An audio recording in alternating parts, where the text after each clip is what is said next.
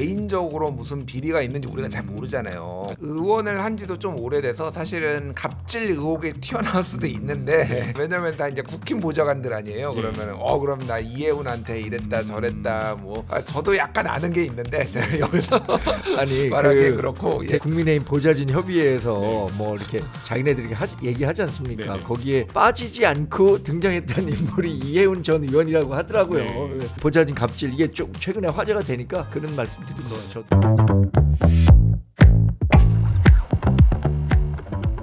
사실 어제 저녁은 이 소식이 굉장히 뜨거웠습니다. 오늘 아침까지 지금 여파가 계속되고 있는데 이재명 대통령이 신설되는 기획예산처의 초대장관 후보자로 국민의힘 이제 전신이었죠. 한나라당과 새누리당 3선 의원 출신인 이해훈 전 의원을 지명했는데요. 대통령실은 이 인사 배경에 대해서 이제 경제통인 이 후보자의 이력을 들면서 정책과 실무에 능통하다 이런 발경을 밝혔는데 저로서도 정치부를 출입을 했지만 되게 파격적인 인사라고 느껴졌습니다. 특히 이해훈 이제 의원 같은 경우는 이제 코로나 시기 때 이재명 대통령과 100분 토론에서 이제 재난 기본소득 도입을 두고 이제 뭐 이게 막 어떻게 보면 토론을 벌이기도 했었고 반대 의견을 표했던 거죠. 그리고 사실 윤석열 전 대통령 탄핵에 대해서 또 반대했던 인사이기도 한데 아무래도 이 전문성만으로 설명을 하기에는 조금 납득이 안 된다는 의견들도 있는데 일단 먼저 두 분께 소장님께 먼저 여쭤볼게요. 좀 이러한 인사 배경을 좀 어떻게 보고 계신가요? 글쎄 뭐 아주 좋게 해석한다면 이재명 대통령이 얘기했었던 중도 보수 진영도 민주당이 담당해야 한다라고 얘기를 했었잖아요. 과거에 그 대통령 선거 국면에 국민의힘이 뭐 약간의 이념 지형이 오른쪽으로 더 가니까 그 빈 공간, 중도 진영에 있는 공간을 민주당이 담당해야 한다라고 한 측면으로 이해해 볼 수 있겠지만 근데 그건 정말 좋게 해석한 것이고 과연 이렇게 이념적인 성향이 완전히 다른 사람끼리 아무리 중도 실용 정권을 표방한다고 하더라도 그게 화학적으로 가능할까라는 측면은 뭐 의심해 볼 수밖에 없을 것 같아요. 예를 들어서 송미령 농림부 장관 그분은 계속해서 이제 관료로 있었었고 지난 윤석열 정부 때 농림부 장관 맡았었지만 그 이재명 대통령이 업무 능력 보고 그냥 연임 시켰잖아요. 그때도 상당히 좀 비판은 있었어요. 그렇죠. 저는 뭐 그때 당시에 대변인이었는데 이른바 곡학 아세를 하고 있다. 본인의 학문적 양심을 저버려 가면서까지 이 세상에 아부하려고 하는 거 아니냐, 출세하려고 하는 거 아니냐 이렇게 평가했었는데 지금 이해훈 뭐 기획재정처 장관 후보자 같은 경우에 과연 본인이 갖고 있었던 경제학자잖아요. 그 소신과 이재명 대통령이 추진하고자 하는 정책 방향과 맞나? 이게 거기서 펼칠 수 있나? 그 뜻을 굉장히 궁금하고요. 후에 얘기하겠지만 이건 이해훈 의원이 처신을 굉장히 잘못했다고 봐요. 평론가님 좀 배경 어떻게 보셨습니까? 일단 놀랐습니다. 제가 뭐 웬만하면 안 놀라는데 깜짝 놀랐어요. 많이들 놀랐죠. 그러니까 예상을 벗어난 거죠. 사실 말씀하신 대로 이제 이재명 정부에서 보수 인사가 됐든 그때 관료가 됐든 기용한 게 뭐 한두 명은 아니잖아요. 권오울 전 의원도 있고 그 뭐 이석연 전 법제처장도 국민통합위원장으로 있고 뭐 여러 인사들을 이제 또 캠프 때 영입도 했고 그러니까 저는 그냥 이거 자체가 상당히 이해훈만 한 명 있었으면은 그러면은 이건 너무 깜짝 쇼다 이렇게 비판할 수도 있을 것 같은데 그냥 일관성 있다라고 봐요. 일관성 있다. 그리고 본인이 어떻게 비춰지든 나는 일 잘하는 사람들을 계속 기용하겠다 보수 인사든 그 이후에 이제 사이드 이펙트 정치적 사이드 이펙트는 좀 뒤로 얘기를 하고 그러니까 저는 제 나름의 정파성 탐지기 같은 게 있는데 이거를 이제 좀 다른 정권에서 다르게 했으면 어떻게 했을까 이런 거 생각을 해봐요. 예를 들면은 윤석열 정부에서 민주당 인사를 장관으로 기용했으면 어떻게 했을까? 저는 박수 쳤을 것 같아요. 물론 민주당에서는 난리가 났겠죠. 배신자다. 옛날에 박영선 전 의원을 장관 기용설이 있었어요. 총리 뭐 등등등해서 있었는데 뭐 민주당에서는 난리가 나. 그래서 국민의힘에서 난리 난 거는 이해는 합니다. 왜냐하면은 그게 상당히 위협적으로 느껴질 테니까. 그런데 국정을 위해서라면은 이게 나쁜 건가? 뭐 이제 여러 가지 이제 비판들이 저 뒤에 있겠지만 이제 탄핵에 대한 입장이라든지 본인의 경제 정책의 소신에 대한 거든지 뭐 있겠지만은 그냥 국정 자체를 위해서라면은 전 이건 나쁜 건 나쁘게 뭐 볼 부분은 아니다. 개인적으로 그렇게 생각을 합니다. 저도 이거 보면서 2024년 4월 총선에서 네. 윤석열 대통령이 참패한 이후에 박영선 총리설, 양정철 비서실장설을 네. 흘렸습니다. 네, 네. 이게 실제로 설에만 그쳤던 게 아니라 당시 대통령실 내부의 상황을 보면 거의 그 성사 직전까지 간 거예요. 네. 근데 이재명 대통령이 지금 이해운 후보자를 지명했잖아요. 근데 민주당 내에서 이렇다 할 반발이 크게 나오지 않고 있거든요. 근데 당시에는 박영선 총리설, 양정철 비서실장설 나왔을 때 우리 국민의힘 지지자들이 아니 이러려고 정권 뽑았냐, 정권 만들었냐, 네. 윤석열 이러려고 뽑았냐 해서 엄청나게 강도 높게 이 비판을 했고 네. 그 비판 여론이 나오자마자 그게 그냥 검토된 것도 아니다. 네. 이 정도 수준으로 그냥 확 그 가라앉았거든요. 근데 이 상황을 놓고 보면서 저는 이런 차이를 느꼈어요. 이재명 대통령은 어쨌든 당을 장악하고 있잖아요. 네. 그리고 민주당에서 오래 정치하면서 당대표도 했었고 그러면서 당내 헤게모니가 있기 때문에 내가 가려고 하는 방향이 확고히 정해졌을 때 민주당 내 반발 정도는 누르고 갈 수 있다라는 네. 자신감이 있는 것 같아요. 근데 윤석열 전 대통령은 지난해 4월이었거든요. 그 박영선 총리설 나왔었던 게 네. 총선 지고 난 다음에. 근데 당내 기반도 그렇게 뭐 대통령이라고는 하지만 지금 이재명 대통령이 갖고 있는 것처럼 뭐 헤게모니를 세게 쥐고 있었던 것도 아니고 반발하니까 쑥 들어갔거든요. 네. 저도 이거 민주당에서 이거 가만히 있을까 싶은데 민주당에서 나오는 얘기 박성준 의원인가? 그분은 오히려 박수 치더라고요. 네. 잘했다. 네. 자기가 경쟁해 본 사람이니까 실력 있더라. 이렇게 얘기하고 일부 인사들이 조금 뭐 볼멘 소리를 하고 있지만 네. 그냥 돌파하려고 하잖아요. 저는 그런 차이가 있구나라는 점도 새삼 느꼈습니다. 그러니까 저는 뭐 저 의견은 존중하지만은 당내 장악력의 문제는 아닌 것 같아요. 무슨 얘기냐면은 그때 윤석열 대통령이 정말로 그러면 당내 장악력이 없었냐? 그냥 당 대표 내리 꽂아가지고 계속 뽑을 때였어요. 네. 또 당 대표 마음에 안 들면 갈아치우고 비대위원장도 뽑을 때니까 네. 장악력의 문제는 아니고요. 제가 보기에는 노선의 문제였어요. 그때는 그러니까 지금 지금의 청와대 대통령실이 야당하고 직접적으로 대립각을 세우는 모습이 굉장히 많았어요. 네. 근데 지금은 최소한 민주당은 이제 뭐 내란 정당 정청래 대표가 뭐 내란 정당이다 국민의힘에 하지만은 최소한 청와대는 그런 스탠스는 아니거든요. 그러니까 중도 실용 얘기하고 뭐 반발도 있지만은 여러 가지 그런 모습을 봤을 때는 이거 자체가 급변침으로 보이진 않는다라는 거. 그러니까 앞에 네. 이제 다 포석들이 있는 거 아니야 지금까지 해왔던 게. 그러니까 급변침으로 보이지 않는데 그때 당시에 박영선 총리설은 민주당하고 막 대통령 싸우다가 네. 갑자기 박영선 한 명 데려오는 게 이게 지지층에서 보기에도 뜬금없는 거죠. 그러니까 네. 뭐 그런 차이가 있었다. 예. 근데 이거 지금 내란 종식 맨날 얘기하고 있는 거 아닙니까? 그럼 지금 네. 이해운 의원은 윤석열 전 대통령 탄핵 잘못됐다. 네. 뭐 물론 자기는 뭐 계엄은 잘못됐다라고 얘기했다 그래요. 근데 이런 얘기했었던 분까지 뭐 내각에 합류시키는 걸 보면 내란 종식과 관련한 그 정당성, 그 민주당이나 이재명 대통령이 얘기하고 있는 거 이제 완전 사라진 거 아닌가? 네. 사실 내란이 아직 끝나지 않았다라고 대통령도 뭐 민주당 당 대표도 얘기하면 그게 실제로 그렇게 느끼는 사람이 있습니까? 네. 내란이 종식되지 않았으면 우리가 어떻게 지금 방송하고 있고 대통령은 어떻게 당선됐겠습니까? 이재명 대통령 같은 경우에도. 그러니까 그런 프레임 갖고 자꾸만 이제 국민의힘을 어떻게 공격해 보려고 하는데 그건 이제 그만했으면 좋겠어요, 사실.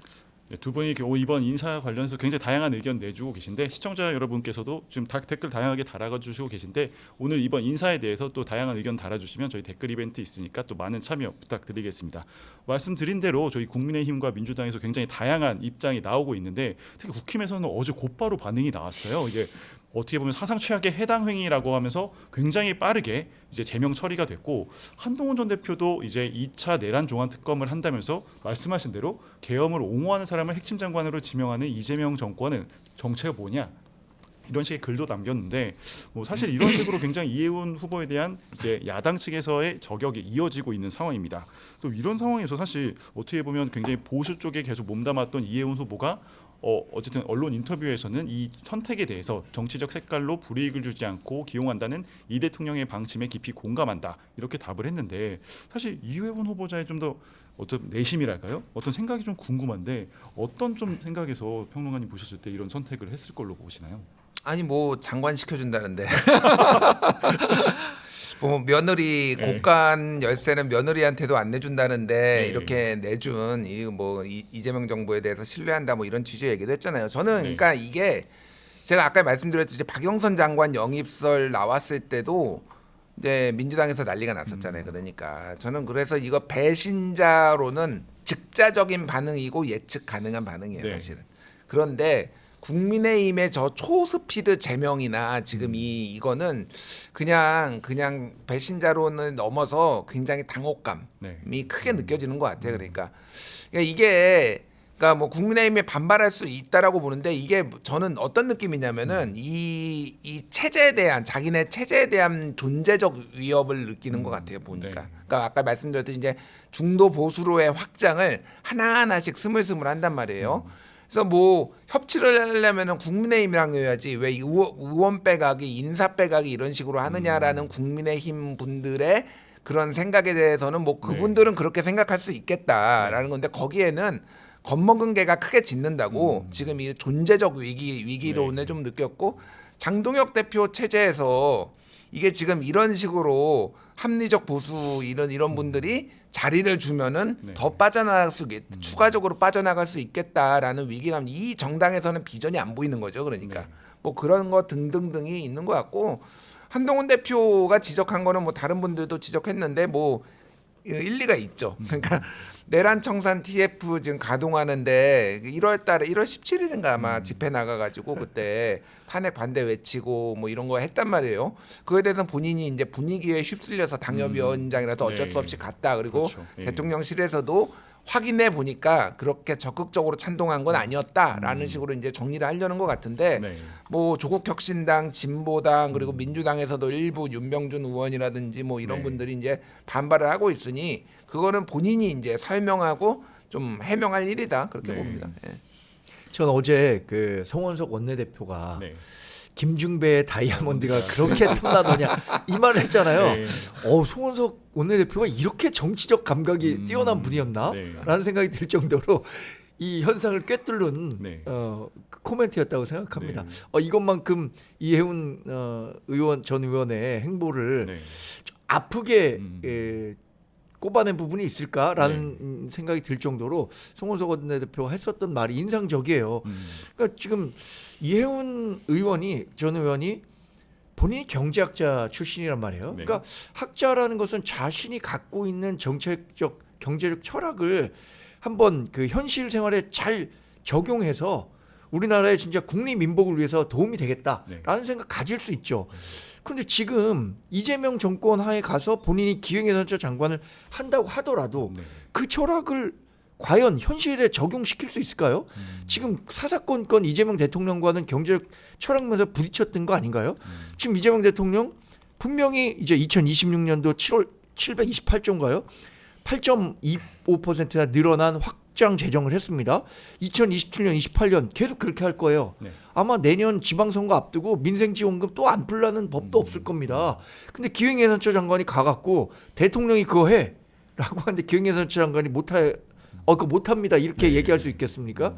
전 그런 정도의 기계를 갖고 이번 정권에 들어간다면 그럼 존중하겠어요. 그러나 그 큰 틀 속에서 자기가 정말로 거기에 얼굴 마담? 네. 이 정도밖에 못할 것 같은데 거기에 왜 들어가냐 이거죠. 전 개인적으로 이해훈 전 의원의 그 결정에 대해서도 네. 이거 비판할 수밖에 없을 것 같아요. 근데 기획예산처 장관이 뭐 얼굴 마담은 아니죠. 예. 이게 뭐 보통 뭐 예전에는 이제 노무현 정부 때 있다가 이제 없어졌잖아요. 그때 뭐 변양균 뭐 이런 분들이 실세들이 했었던 거고. 실제 이제 뭐 이게 경제 철학이라든지 이런 것들이 좀 다르다라고 저도 느껴요. 네. 그런데 실제 지금 만약에 지금 국민의힘이 정권을 잡았더라도 확장 재정은 지금 불가피합니다. 그러니까 이 윤석열 정부 때 네. 말도 안 되는 뭐 감세와 긴축 재정을 같이 하면서 내수가 막 마이너 4분기 연속 막 0.1 이하가 나오고 지금 완전히 꼬라 박았잖아요.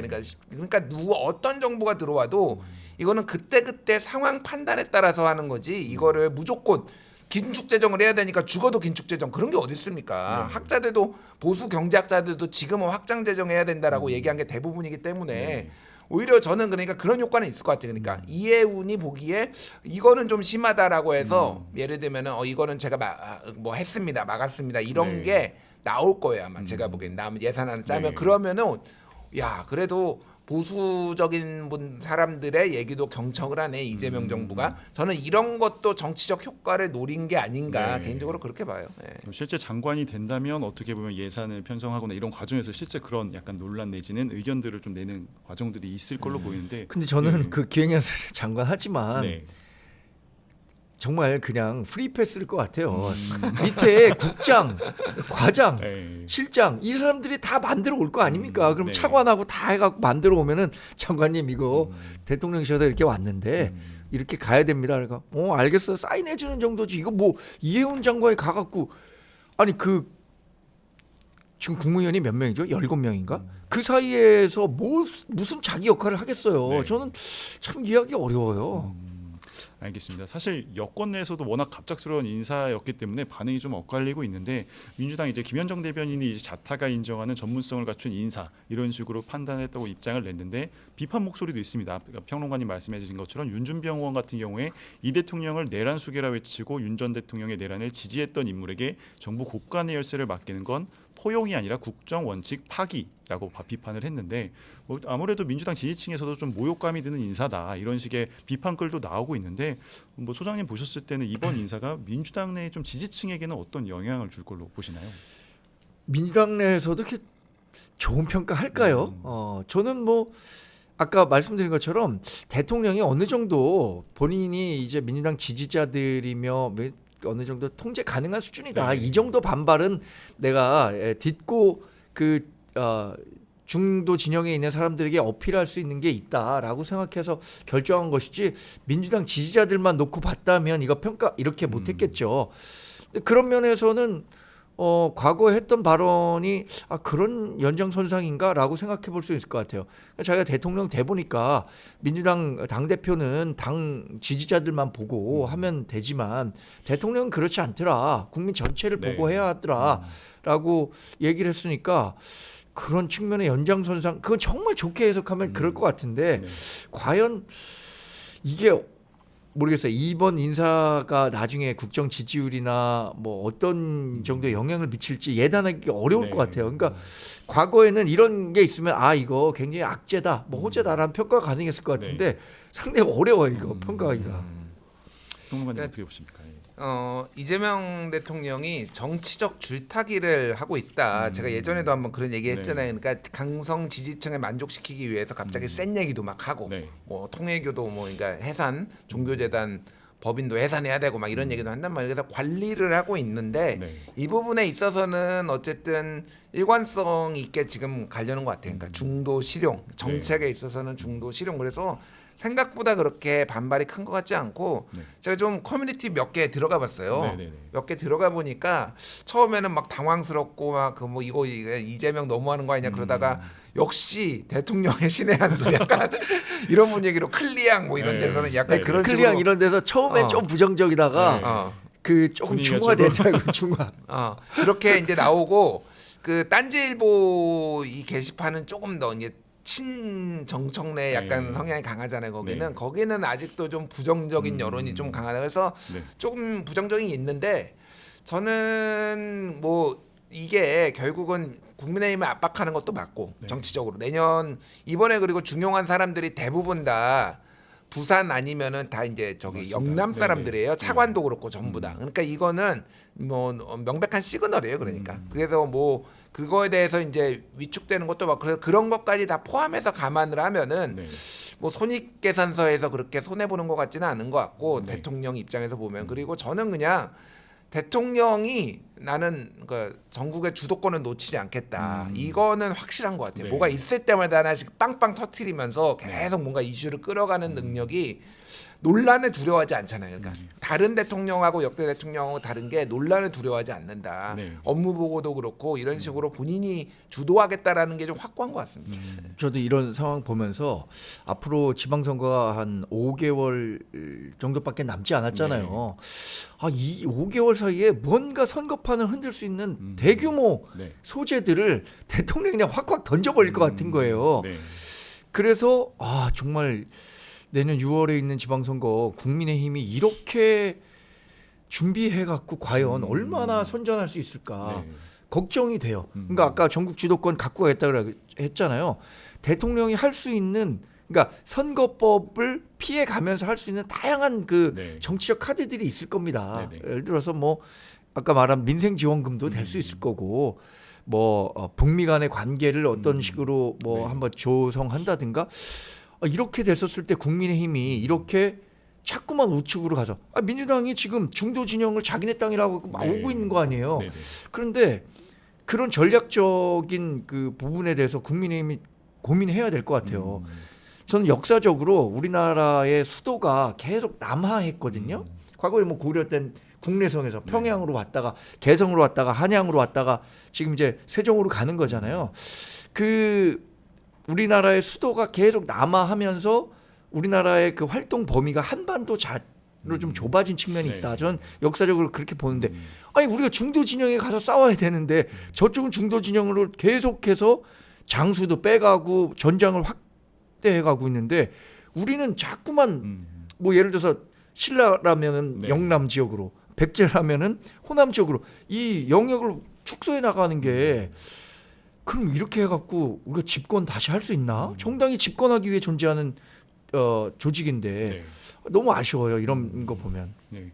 뭐 이런 상황에서 어쨌든 이혜훈 후보자에 대한 인사청문회가 열리게 될 텐데 그런 상황이라면 이제 오랫동안 몸담았던 국민의힘에서 이제 이 후보자를 공격을 하고 도리어 민주당에서는 상황상 감싸야 되는 그런 이제 풍경이 되는 거잖아요. 좀 낯선 풍경일 텐데 이 상황에서 이제 조국혁신당에서는 좀 부정적인 입장을 내고 있어서 뭐 상세한 설명이 필요하다 이런 식으로 일종의 뭐 비판을 가세한 건데 어떻게 보면 좀 그 청문회에서의 좀 전망이랄까요? 아니면 청문회를 뭐 잘 통과할 수 있을지 이런 거에 대해서는 좀 아직 뭐 이제 막 후보자가 발표가 됐는데 좀 청문회에 대한 전망 좀 어떻게 보고 계신가요? 네. 뭐 가봐야 알죠. 그러니까 예. 이게 뭐 진영에 그렇게 뭐 그런 거보다도 개인적으로 무슨 비리가 있는지 우리가 잘 모르잖아요. 아직 뭐. 그렇죠. 예. 예, 근데 의원을 한지도 좀 오래돼서 사실은 갑질 의혹이 튀어나올 수도 있는데 그게 지금 뭐 얼마나 왜냐면 다 이제 국힘 보좌관들 아니에요. 그러면은 그럼 나 이혜훈한테 이랬다 저랬다 뭐 저도 약간 아는 게 있는데 제가 여기서 아니 말하기 그렇고 예. 되게 국민의힘 보좌진 협의회에서 네. 뭐 이렇게 자기네들이 얘기하지 않습니까? 네. 거기에 빠지지 않고 등장했던 인물이 이혜훈 전 의원이라고 하더라고요. 네. 그래서 보좌진 갑질 이게 좀 최근에 화제가 되니까 그런 말씀드립니다. 저도. 근데 어쨌든 그런 풍경은 될 것 같고 조국혁신당은 민주당하고 차별화를 해야 되잖아요. 네, 그렇죠. 그러니까 이게 좋은 기회라고 볼 거예요. 그래서 어쨌든 내란을 옹호하고 탄핵을 반대했던 사람하고는 같이 갈 수 없다라는 정도로 좀 선을 긋고 송곳지문을 하려고 하지 않을까. 근데 뭐 네. 민주당은 시도 치고 참 오래 살다 보니까 별일 다 보네요. 네. 사실 이번 인사에는 이혜훈 후보자 외에도 장관급 인사인 국민경제자문회의 부의장에 이제 한나라당과 바른미래당 출신의 김성식 전 의원도 임명이 있었는데 김 전 의원 같은 경우는 이제 이 대통령과 일면식도 없었다. 그리고 정치 일선을 떠난 지 좀 오래돼서 당적이 없다라고 밝혔는데 그러다 보니까 상대적으로 이제 야당에서도 김 전 의원에 대해서는 뭐 비판 내지는 어떤 사실 평가 자체가 별로 많이 안 나오고 있는 것 같은데 이거는 그렇죠. 좀, 아니, 예. 김성식 의원 같은 경우에는 지금 정치 활동 하지 않았었잖아요. 네. 또 뭐 윤석열 전 대통령의 계엄이나 뭐 탄핵 과정에서도 일절 그런 메시지를 네. 내지 않았었고 이분이 하여튼 한나라당에서 국회의원을 했었고 국민의당에서 국회의원을 했었는데 네. 갖고 있던 성향은 뭐 중도 진영을 대표한다고 봐야죠. 그러니까 네. 뭐 김성식 의원에 대해서까지 우리 당이 반응하고 그랬던 것 같지 않아요. 그래서 예. 근데 이런 얘기들은 많이 나오더라고요. 과연 그러면 김성식, 이혜훈 같은 사람을 이렇게 중용할 것을 누가 건의했나? 누가 추천했지 이거? 누굴까요? 그러니까 그래서 그 궁금증이 있는데 네. 이게 뭐 예를 들어서 구윤철 장관 이런 분들이 친하다고 하는데 그 정도 구윤철 장관 같은 분이 추천한다고 해서 통할 카드는 아니라고 보거든요. 네. 저는 뭐 이재명 대통령과 굉장히 가까운 어쩌면 이한주 이번에 그 특보를 맡게 됐잖아요. 네네. 이한주 특보 같은 분이 추천한 거 아닌가라는 네. 생각이 들더라고요. 사실 저도 이번 인사를 보면서 예전에 대선 과정에서 권오을 장관 같은 경우도 어떻게 보면 보수 쪽에서 활동을 하시고 제가 듣기로도 유승민 전 의원과도 좀 가까웠던 사이고 사실 이혜원 의원도 유승민계로 좀 분류가 되는 분들인데 평론가님 보셨을 때는 뭐 유승민 전 의원에 대해서 사실 대선 때 뭐 총리 기용이나 이런 얘기도 있었잖아요. 그러니까 예. 뭐 당장 어떻게 펼쳐질지 모르지만 이런 류의 좀 보수 쪽 인사들에 대한 섭외나 이런 것들이 앞으로 좀 이어질 걸로 전망되시나요? 계속 이어지겠죠. 네. 예, 뭐 진짜 이게 끝이 아니다라는 생각이 들 수 있을 것 같고 네. 김민석 총리 후임으로 네. 보수 정당에서 있었던 분 총리로 올 수도 있겠다 이러면은 네. 그러면 더 놀랄 거예요 지금보다. 그렇죠. 네. 그러니까 김성식 의원은 원래 이게 민주당 출신이에요 원래. 네. 그러다가 한나라당 갔다가 또 안철수하고 손잡고 국민의당 갔다가 그러니까 좀 더 이제 뭐 철새라기보다는 그냥 본인이 너무 이제 강성으로 가는 네. 걸 싫어하니까 이렇게 했던 분이라서 뭐 놀랍지 않습니다. 그래서 근데 이제 막 예를 들면은 진짜 꼭 뭐 그분들의 의지와는 상관없이 예를 들면은 뭐 유승민 총리 네. 무슨 뭐 홍준표 총리 막 이런 거 나오면은 네. 진짜 지갑 변동이겠다 진짜 그 생각이 들어요. 예. 네. 홍준표 전 대구시장이 네. 지난 주말에 있었던 TV 프로그램 보니까 뭐라 강경들. 그랬냐면 그 선비는 얼어 죽어도 곁불을 쬐지 않는다 네. 이런 그 의지를 표현했던데 네. 실제로 홍준표 전 시장이 총리 간다 그러면 진짜 네. 대박일 것 같아요. 그럼 진짜 다들 어떻게 반응할지 좀 궁금하긴 한데 아직은 뭐 그런 상황까지는 않았으니까 한번 지켜보면 좋을 것 같습니다. 그리고 이번 인사 중에 이제 정무특별보좌관 자리가 또 있었는데 여기에 이제 민주당 최다선인 6선의 조정식 의원이 임명이 됐습니다. 좀 주목되는 포인트는 이제 차기 국회의장 후보군으로도 조정식 의원이 거론이 되고 있었는데 사실 현재 국회에서는 이제 조정식, 김태년, 박지원 의원 등의 3파전이 좀 거론되는 상황에서 이렇게 조정식 의원을 이제 특보로 임명한 게 어떻게 보면 이재명 대통령의 어떤 의중, 소위 명심을 반영한 거 아니냐라는 해석들도 있는데 일단 소장님께서는 뭐 글쎄 이런 뭐 어떻게 좀 해석하시나요? 국회의장이 이제 우원식 의장이 내년 6월까지 네. 임기잖아요. 아 뭐 이렇게 해석하려면 한도 끝도 없을 것 같아서 네네. 그런데 조정식 의원은 이거를 적극 활용하겠죠. 네. 아 근데 그렇게 생각하면 특보 자리는 행정권 이게 대통령을 돕는 자리인데 국회의장은 완전히 이 행정권을 견제하기 위한 입법권을 갖고 있는 데잖아요. 네. 이거 뭐 그만둬야 되는 거 아니에요? 그 국회의장 선거를 네. 앞두고는. 근데 뭐 이 부분을 자기가 국회의장 선거에 나가려고 할 때 의원들을 상대로는 뭐 이런 정도 내가 역할을 했다라는 점에서는 어필할 수 있는 부분이 될 것 같아요. 정무관님. 네. 그 지난번에 이제 우원식 국회의장 될 때 네. 그때 이미 출마를 하려고 했었어요. 그렇죠. 예. 네. 조정식 그리고 그때 이제 지금 법무부 장관하는 추미애 전 그러니까 저기 갑자기 지금 정성호. 정성호. 네네, 추미애 이렇게 근데 여럿이, 네. 그때 이재명 대표가 다 출마를 못하게 네. 했다. 뭐 그 언론 보도도 나오고 그랬어요. 그래서 다 접고 우원식 추미애 2파전이 이제 된 거잖아요. 그때 당시에 이제 당원들이 막 추미애를 굉장히 원하니까 이재명 대표가 막 추미애를 뭐 좋아하고 그런 걸 떠나서 좀 이렇게 교통 정리를 한 건데 그거에 대한 일종의 보훈도 좀 있는 것 같아요. 제가 보기에는. 네. 그래서 지금 정성호 의원도 지금 법무부 장관 가고 그렇죠. 특보가 된 거죠. 내년 5월이거든요. 선거가 국회의장 선거가. 네. 그러면 어차피 지방선거하고 딱 맞물려요. 5월, 6월 뭐 이러면은 5월 가기 전까지 그 앞까지 이제 특보로서 활동을 하고 네. 지금 뭐 우상호 지금 정무수석도 더 빨리 그러니까 그보다 만약에 강원지사 출마를 하면 그거보다 빨리 이제 그렇죠. 그만둬야 될 거 아니에요. 그 기간의 공백을 아마 이 이제 조정식 의원이 메울 것 같은데 네. 시그널은 확실하다. 지금 박지원 의원이 상당히 긴장하겠다. 지금 언급되는 게 박지원 네. 그리고 김태년, 네. 조정식 요 정도거든요. 네. 상당히 긴장하겠다 그 생각이 듭니다. 네.